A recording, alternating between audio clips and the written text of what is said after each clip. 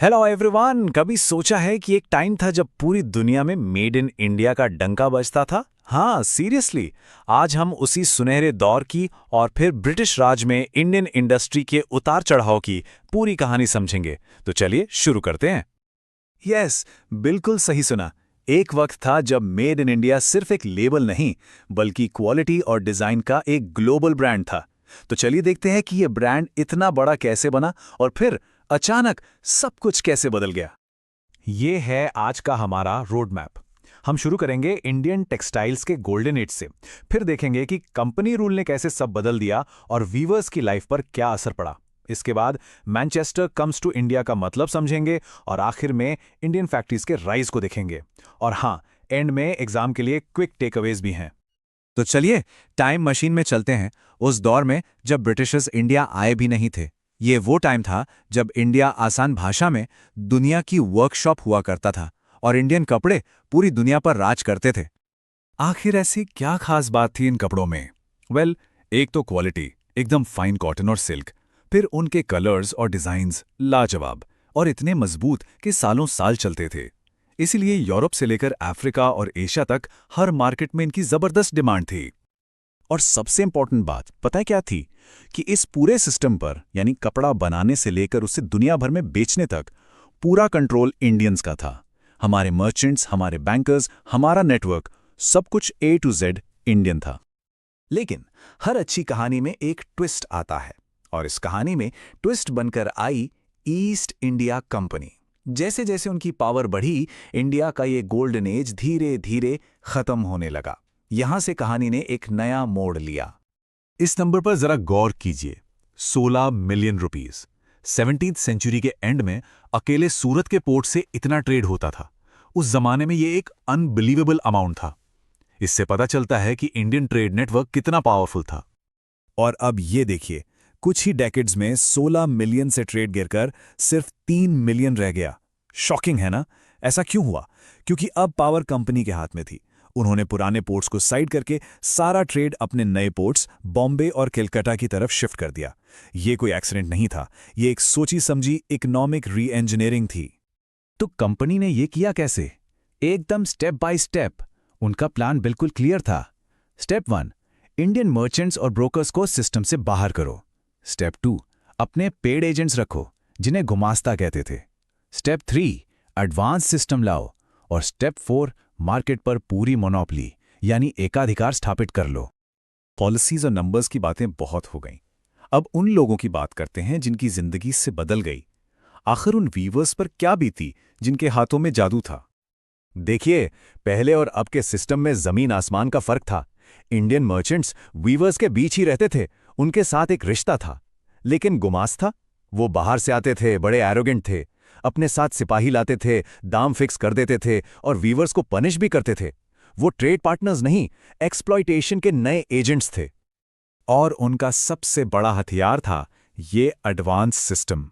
सुनने में तो अच्छा लगता है कि काम से पहले एडवांस मिल रहा है, लेकिन असल में ये एक जाल था, एक लोन ट्रैप। एक बार एडवांस ले लिया तो वीवर बंध जाता था। अब वो अपना कपड़ा कंपनी को ही उनके दिए हुए कम दाम पर बेचने के लिए मजबूर था। उसकी सारी आजादी खत्म।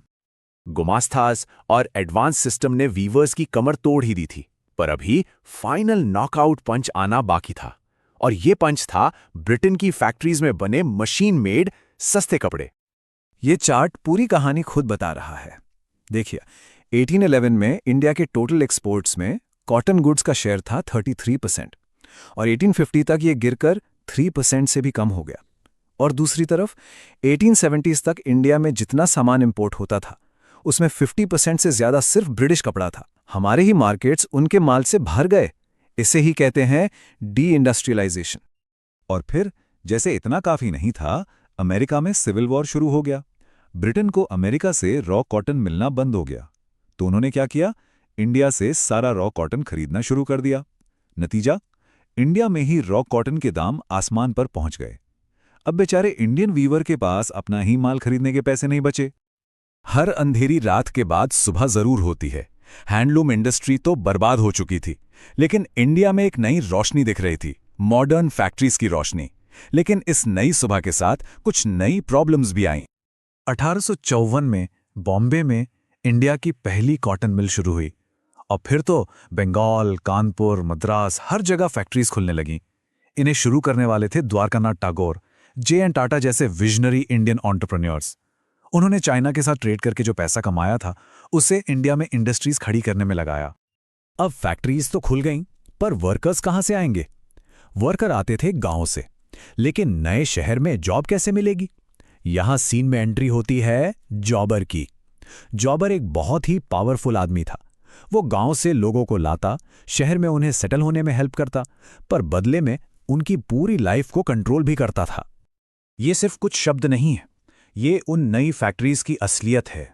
सोचिए, शाम 5 बजे से सुबह 3 बजे तक की शिफ्ट। भाई भोसले के पिता ने 35 साल काम किया, उन्हें अस्थमा हो गया और जब वो बीमार पड़ गए तो उन्हें काम से निकालकर गांव वापस भेज दिया गया। कोई जॉब सिक्योरिटी नहीं थी। ओके, तो हमने एक काफी लंबा सफर तय किया है, इंडिया के गोल्डन एज से लेकर फैक्ट्रीज के दौर तक। चलिए अब फटाफट सबसे इंपॉर्टेंट पॉइंट्स को रिवाइज करते हैं जो एग्जाम के लिए सुपर इंपॉर्टेंट हैं। तो इस पूरी कहानी का समरी क्या है? एक, ब्रिटिशर्स से पहले इंडिया हैंडलूम में वर्ल्ड लीडर था। 2, कंपनी के गुमास्ता और एडवांस सिस्टम जैसी पॉलिसीज ने इस सिस्टम को तोड़ दिया। 3, मैनचेस्टर के सस्ते मशीन मेड मॉल ने इंडियन मार्केट्स को तबाह कर दिया। और 4, जब नई इंडियन फैक्ट्री शुरू हुई तो वर्कर्स की हालत बहुत खराब थी और जॉबर एक पावरफुल फिगर था। और अब 3 सुपर इंपॉर्टेंट पॉइंट्स सीधा एग्जाम के लिए। पॉइंट 1, सूरत का गिरना और बॉम्बे/कलकत्ता का उठना इकोनॉमिक पावर शिफ्ट को दिखाता है। पॉइंट 2, गुमास्ता और एडवांस सिस्टम कंपनी के मोनोपोली और एक्सप्लॉयटेशन के टूल्स थे। और point 3, Manchester comes to India का मतलब है इंडिया का डी इंडस्ट्रियलाइजेशन होना, यानी उद्योगों की तबाही। ये कीवर्ड जरूर याद रखिएगा। हिस्ट्री सिर्फ डेट्स और फैक्ट्स नहीं है, ये लोगों की कहानी है, बिल्कुल हमारे जैसे लोगों की, जिन्होंने हर मुश्किल का सामना किया। उनकी कहानी हमें स्ट्रेंथ और रेजिलियंस सिखाती है। उनसे इंस्पिरेशन लीजिए। एग्जाम्स के लिए ऑल द वेरी बेस्ट। और सोचिए, इस इतिहास से सीखकर हम आज के इंडिया को और बेहतर कैसे बना सकते हैं।